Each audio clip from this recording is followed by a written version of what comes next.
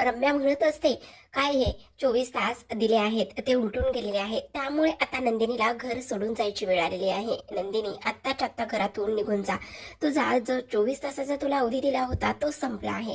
त्यावरच जीवा म्हणत असतो, ए रम्या, तू कोण आहेस हे घर सोडून जा म्हणून सांगणारी? तुझा काय संबंध आहे? पार्थ लगेचच म्हणतो, नंदिनी तुम्ही कुठेही जाणार नाहीत, काहीही संबंध नाहीये कोणी कुठेही जाण्याचा. त्यावरच रम्या म्हणत असते, का नाही जाणार ती? कारण तिने चॅलेंज घेतलं होतं, 24 तासामध्ये पुरावे आणेन आणि 24 तासामध्ये पुरावे आणून सगळं काही सिद्ध करेल. असं तिने काहीच केलं नाही, मग तिला या घरामध्ये राहण्याचा काय संबंध आहे? आणि जीवा, पार्थ, तुम्ही या गोष्टी बोलत आहात. अरे तुमच्या आत्याला एवढा मानसिक त्रास होतोय, तुमच्या आत्यावर ह्या मुलीने नाही नाही ते आरोप केलेत आणि तुम्ही तुमच्या आत्याची साथ देण्याऐवजी तुम्ही ह्या मुलीची साथ देत आहात. असं आता रम्या या दोघांना सुद्धा बोलत असे. त्यावरच वसवात्या म्हणते, जाऊ दे ग रम्या, मीच कुठेतरी ह्या दोघांवर, माझ्या भाच्यावरती प्रेम करण्यासाठी कुठेतरी मीच कमी पडले, त्यामुळे कदाचित आज ते माझ्या बाजूने उभे राहत नसतील किंवा आज त्यांना माझं म्हणणं पटत नसेल, पण मला माहिती ना मी खरी आहे आणि त्याचबरोबर इथे असं काही एक होणार नाही. त्यावरच जीवा आणि पार्थ इथे रम्यासोबत वाद घालत असतात. त्यावरच आता नंदिनी म्हणत असते, नाही ठीक आहे, इथे मला चॅलेंज दिलं होतं 24 तासामध्ये घर सोडायचं, जर पुरावे नाही सादर केले तर व स्वतःचं खरं सिद्ध नाही करू शकले तर मला घरातून बाहेर पडायचं होतं ना, ठीक आहे, या मी ही जी बॅग भरली ना ती घेऊन मी निघून जाते. त्यावर लगेचच काव्या म्हणत असते, नाही नंदिनी ताई, तू एकटी जाणार नाहीयेस, मी सुद्धा तुझ्यासोबत येणार आहे. त्यावरच जीवा आणि पार्थ म्हणत असतात, नाही, अजिबातच कोणी कुठेही जायचं नाहीये, घर सोडून जाण्याचा काही संबंध नाहीये. त्यावरच आता इकडे मात्र नंदिनी म्हणत असते, नाही काव्या, मी एकटी जाणार आहे. पण काव्या म्हणते, नाही ताई, तू एकटी नाही जाणार आहोत तर आपण दोघी सुद्धा ह्या घरातून बाहेर निघून जाणार आहोत. त्यावरच जीवा आणि त्यासोबत पार्थ पुन्हा एकदा ह्या दोघीवरती ओरडतात आणि काव्या तुम्ही कुठे जाणार नाही. त्यावरच पार्थ नंदिनीला म्हणतो, नंदिनी तुम्ही सुद्धा कोणी कुठेही जाणार नाही, नाही म्हणून सांगितलं ना, हे घर तुमचं आहे आणि तुम्हाला दोघींना सुद्धा या घरातून कोणी कोणतेही घालू शकणार नाही. इकडे मात्र जे विक्रम आहे ते म्हणत असतात, नंदिनी आत्ताच्या आत्ता वसवात्याची माफी माग. त्यावरच मानिनी म्हणत असते, काय म्हणजे हारही तुमचीच आणि जितही तुमचीच? वारे वा, आणि वरून माफी माग म्हणताय? कशामुळे नंदिनी माफी मागेल? नंदिनी अजिबात माफी मागणार नाही, समजलं? त्यावरच आता इकडे जीवा सुद्धा म्हणत असतो, नंदिनीचा माफी मागण्याचा काही एक संबंध नाहीये, नंदिनी माफी मागणार नाहीये. त्यावर लगेचच आता रम्या म्हणत असते, हो ते तर आहेच ना, मग जे टार्गेट दिलं होतं आणि ज्या इथे तिने चॅलेंज स्वीकारलं होतं त्याचं काय असणार आहे?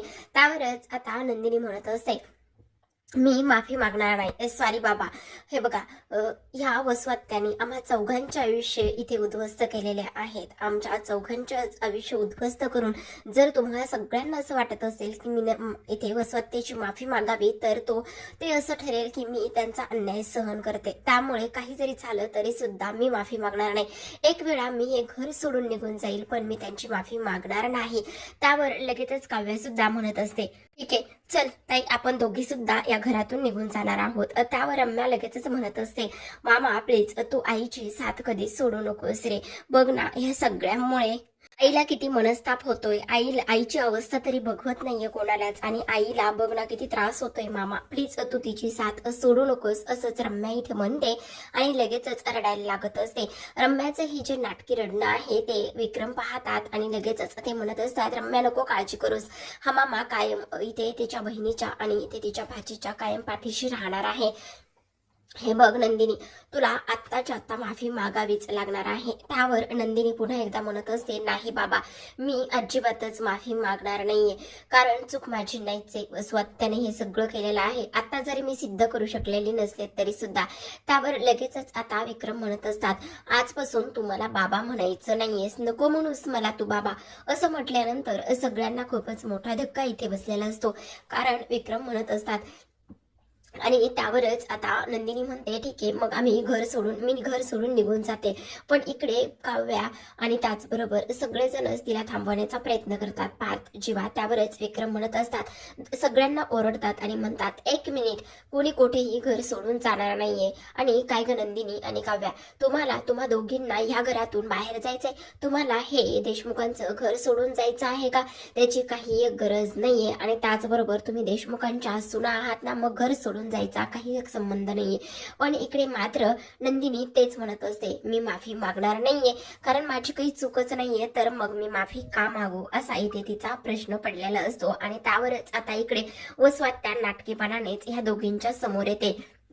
आणि त्यावरच आता इकडे मात्र वसवात्या म्हणत असते, हे बाई नंदिनी प्लीज माझ्यामुळे तू घर सोडून जाऊ नकोस, प्लीज हे बघ मी हवं तर तुझ्या समोर हात जोडून माफी मागते, पण प्लीज तू हे घर सोडून जाऊ नकोस. त्यावरच आता इकडे नंदिनी म्हणत असते, बाबा प्लीज तुम्ही आत्ता जरी वसवात्याची बाजू घेऊन बोलत असतात किंवा बहीण तुम्ही त्यांचे भाऊ म्हणून बहिणीची तुम्हाला माया येत असले तरी सुद्धा वसवात्या चुकलेल्या आहेत. आणि त्याचबरोबर त्यांनी एकाच नाही तर चौघांचं आयुष्य इथे उद्ध्वस्त केलंय. नाही ते आरोप माझ्या आई बाबांवरती लावले गेलेले आहे, त्यामुळे मी एवढ्या सहजासहजी त्यांना कधीच माफ करणार नाही, असंच आता नंदिनी म्हणत असते. त्यावर काव्या म्हणते, नंदिनी ताई तू अजिबातच घाबरू नकोस, मी कायम तुझ्या बरोबर असणार आहे. त्यावरच आता इथे वाद सुरू असतात, सगळेजणच आपापल्या परीने बोलण्याचं काम करत असतात. इकडे मात्र स्वत्य म्हणत असते, नाही प्लीज तुम्ही कोणीही कसंही भांडू नका प्लीज, मानिनी आणि विक्रमने हे घर बांधून ठेवण्यासाठी खूप कष्ट घेतलेले आहेत आणि खूप प्रेमाने विक्रम आणि नंदिनीने हे घर बांधून ठेवलेलं आहे.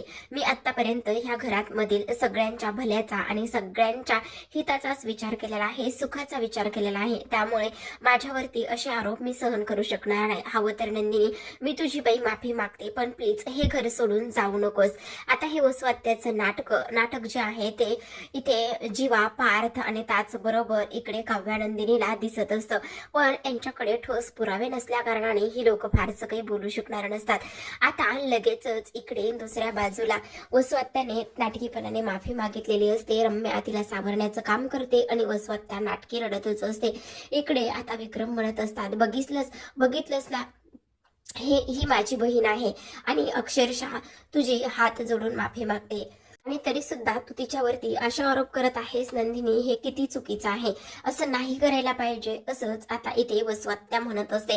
त्यावरच इकडे मात्र जे विक्रम आहेत त्यांना आतापर्यंत तरी नंदिनीचं म्हणणं पटलेलं नसतं, ते खंबीरपणे इथे वसूची बाजू घेऊनच उभे असतात. इकडे मात्र नंदिनी पुन्हा रडायला सुरुवात करत असते. बघितलंस ना नंदिनी, आता सुद्धा ती वयाने मोठी मानाने मोठी तरी सुद्धा हे घर तुटू नये, तुम्ही या घरातून बाहेर जाऊ नये म्हणून ती माफी मागते. त्यावरच आता नंदिनी म्हणत असते, नाही हो बाबा प्लीज, नाही हो बाबा. त्यावर आता इथे विक्रम म्हणत असतात, आजपासून तुम्हाला बाबा म्हणायचं नाहीये, मी तुझा बाबा नाही आणि तू माझी मुलगी नाही, असं म्हटल्यानंतर आता सगळ्यांना खूप मोठा धक्का इथे बसलेला असतो. त्यावरच आता विक्रम तिथून रागानेच निघून जातात, त्यांच्यासोबतच मानिनी त्यांच्या पाठोपाठ निघून जाते. इकडे वसवात्या आणि रम्या सुद्धा निघून गेलेले असतात. तर काव्या नंदिनीला आधार देण्याचं काम करत असते. नंदिनी खूप रडत असते, पण हे चौघे सुद्धा आता इथे असतात आणि हे तिघे नंदिनीला साथ देण्याचं काम करत असतात. आता जेव्हाच विक्रम घरामध्ये जातात तेव्हा मानिनी त्यांच्या पाठोपाठ येते आणि लगेचच त्यांच्यावर अगदीच रागाचा पूर्ण जो काही आहे तो इथे फडास काढत असते. ती म्हणत असते, काय म्हणालात काय तुम्ही बाहेर, की मी तुझा बाबा नाही आणि तू माझी मुलगी नाहीस, असं म्हणालात तुम्ही नंदिनीला? त्या नंदिनीला म्हणाला तुम्ही असं, जी या घरची मोठी सून आहे आणि तिने आतापर्यंत या घरातील प्रत्येक माणसाचा आदरच केलेला आहे. तर आता लगेचच विक्रम म्हणत असतात, बघितलंस आतापर्यंत कशी खोटं बोलत होती आणि तिने नाही ते आरोप केले, त्याचबरोबर जे पुरावे आणले ते सुद्धा खोटे होते आणि मी तिला साथ द्यायला हवी होती. त्यावरच आता मानिनी म्हणत असते, काय चाललेलं आहे विक्रम, हे तुम्ही एकाच बाजूने का विचार करतायत? आतापर्यंत कधीच त्यांचे गुडघे दुखले नाहीयेत, मग कालच असे अचानकच कसे गुडघे दुखले? असा कुठला डॉक्टर आहे? ह्या एकाच बाजूने का विचार करताय तुम्ही? एकदा नंदिनीचा दोघींच्या डोळ्यात डोळे घालून बघा, तुम्हाला खरं काय खोटं काय ह्या सगळ्या गोष्टी तुमच्या लक्षात येतील. असं का करता विक्रम तुम्ही? त्यावरच आता विक्रम म्हणत असतात, हो तुमच्या एक गोष्ट लक्षात येते का, जर त्या लग्नातून नंदिनीला किडनॅप केलं असतं तर इथे पार्थ सोबत कोण लग्न करणार होतं? एकमेव चान्स होता तो रम्याला, मग हा विचार तुम्ही का करत नाही? त्यावर लगेचच विक्रम म्हणत असतात, अगं मग झालं का तसं? नाही ना झालं, केलं का? रम्या सुद्धा त्यावेळी त्या लग्न मंडपामध्ये नव्हती आणि झालं का लग्न त्यावेळेस तिथे? नाही ना झालं. शेवटी काय झालं हे सुद्धा तुला माहितीच आहे ना, आणि तरी सुद्धा तू या सगळ्या गोष्टी अशा पद्धतीने बोलतेस आणि त्या मुलीची वकिली करतेस, तिची बाजू घेऊन बोलत आहेस तू मानिनी. मी वकिली घेत नाही, मी खऱ्याची बाजू मांडते आणि मी खऱ्याच्याच पाठीशी नेहमी उभी राहणार. तुम्हाला एक गोष्ट लक्षात येत नाही का? अचानकच नंदिनी वसवात्याचं नाव कसं घेईल, अचानकच नंदिनी वसवात्याच्या विरोधात का आणि कशामुळे जाईल, ह्या गोष्टी तुमच्या लक्षात येत नाहीत का? त्याचसोबत पिहूने इथे चित्र सुद्धा काढून दाखवलं होतं. त्या चित्रातून सुद्धा स्पष्टपणे दिसत होतं. सोबतच नंदिनी म्हणाली की तिने त्यांच्या मोबाईलमध्ये दीपकचा नंबर पाहिला, मग चार चौघामध्ये आपलं खोटं उघड पडू नये, चार चौघात आपण बदनाम होऊ नये म्हणून तो नंबर वसवात्यानेच डिलीट केला नसेल. कशावरून विक्रम? काय हो विक्रम, अचानकच कुठून आला होतो डॉक्टर आणि डॉक्टरचं नाव सांगून त्या दीपकलाच भेटायला गेल्या नसतील? हे कशावरून सांगा ना, विचार करा जरा थोडं तरी. एका बाजूने विचार न करता दुसरी सुद्धा बाजूने ते समजून घ्या आणि त्या बाजूने विचार करा ना. त्यावर विक्रम म्हणत असतात, मानिनी हे बघ मानिनी, तू उगाच नाही त्या गोष्टी आणि नाही ते इथे बोलू नकोस प्लीज. मानिनी माझं ऐकून घे.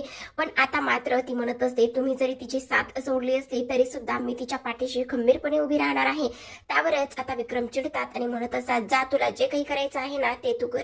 तर इकडे पार्थ आणि काव्या खोलीमध्ये आलेले असतात. पार्थ हा विचार करत असतो की आज जे काही झालंय ते खूप चुकीचं झालंय. त्यावरच आता काव्या खूप जास्त टेन्शन मध्ये आलेली असते.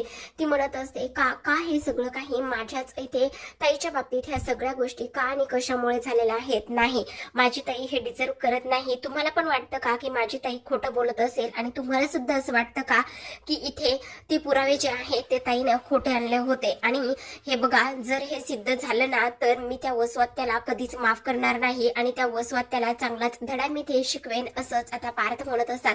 तेवढ्यातच आता काव्याला इथे खूप जोराचा खोकला लागतो. तिची धाप भरलेली असते.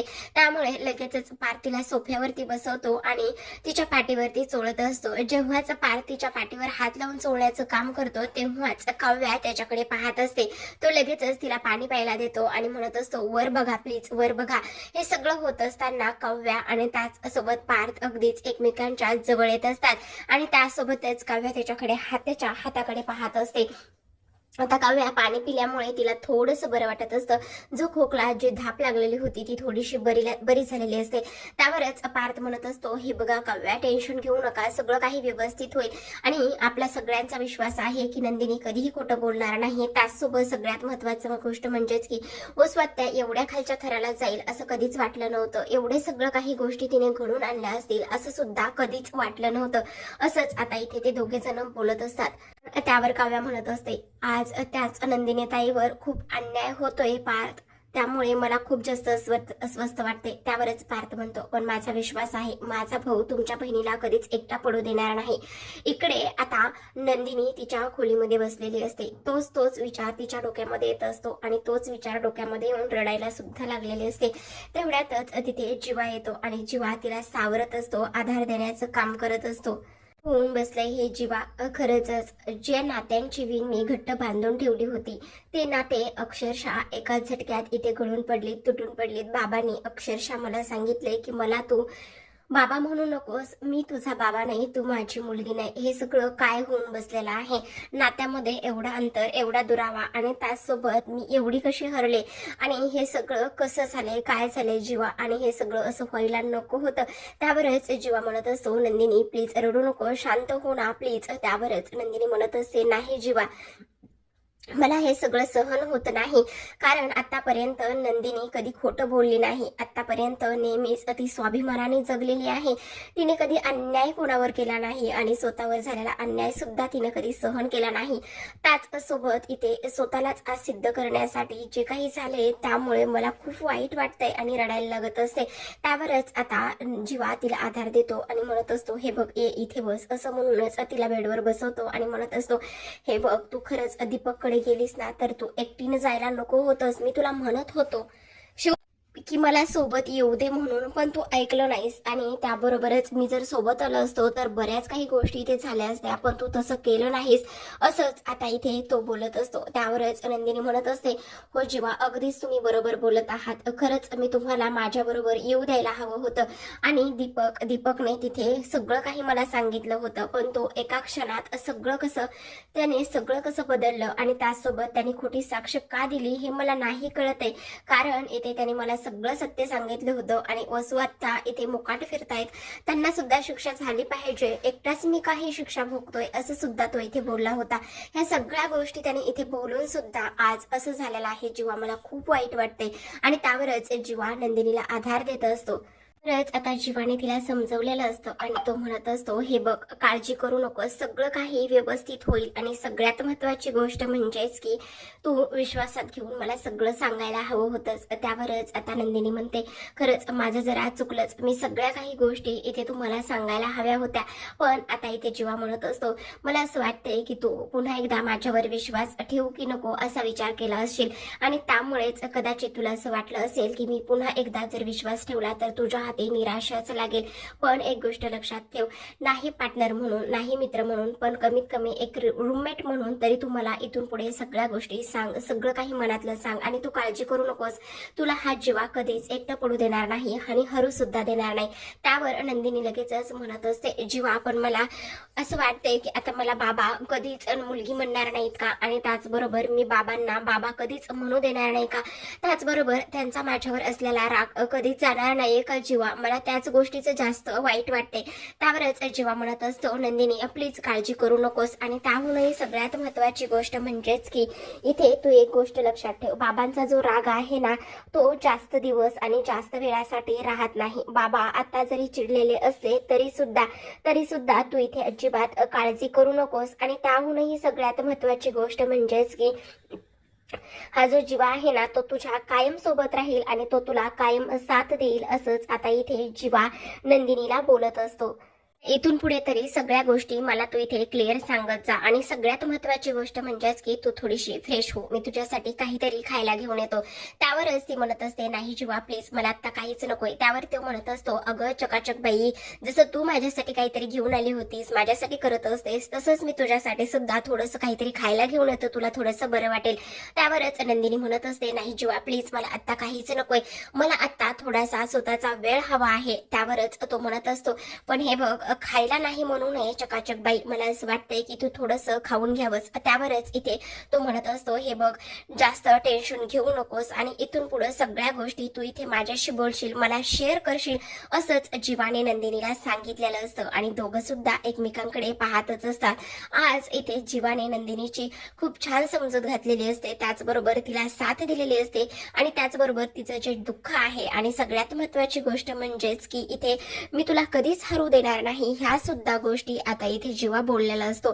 नंदिनीने स्पष्टपणे खाण्यासाठी नकार दिलेला असतो आणि तेव्हाच आता जीवा म्हणत असतो, ठीक आहे, काही लागलं तर मला नक्कीच सांग, मी आहे बाहेर, असं म्हणून तो तिथून निघून जातो. त्यावरच नंदिनी मनाशीच बोलत असते, एवढं सगळं कसं झालंय अचानकच, एवढ्या सगळ्या गोष्टी कधी बदलल्या आणि कसं झालंय एवढं सगळं अचानकच, दीपकने त्याचं म्हणणं कसं बदललंय आणि वसवात्याने एवढे सगळे पुरावे कसे नष्ट केलेत, कसं झालंय हे सगळं अचानक मला कळत नाही. त्यावरच बाहेर वसवात्या आणि रम्या उभ्या असतात आणि त्यावरच वसवात्या आतमध्ये येताच म्हणत असते, मी सांगते ना हे सगळं कधी, कसं आणि कुणी केलेलं आहे आणि असं म्हणूनच त्या दोघी सुद्धा नंदिनी समोर येऊन उभ्या राहतात.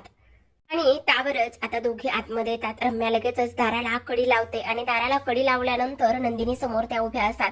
कशा पद्धतीने त्यांनी तो प्लॅन केला, कशा पद्धतीने दीपकला त्यांनी त्यांच्या बाजूने वळवलं, हे सगळं काही रम्या आणि वसवात्याने सांगितलेलं असतं. तुम्हाला हा व्हिडिओ आवडला असेल तर लाईक करा, शेअर करा आणि चॅनलला सबस्क्राईब करा. बेल नोटिफिकेशन ऑलवर सेट करा जेणेकरून सगळ्या नव्या व्हिडिओंच्या अपडेट्स तुम्हाला मिळतील. तुमच्या प्रतिक्रिया आणि कमेंट्स नक्की कळवा.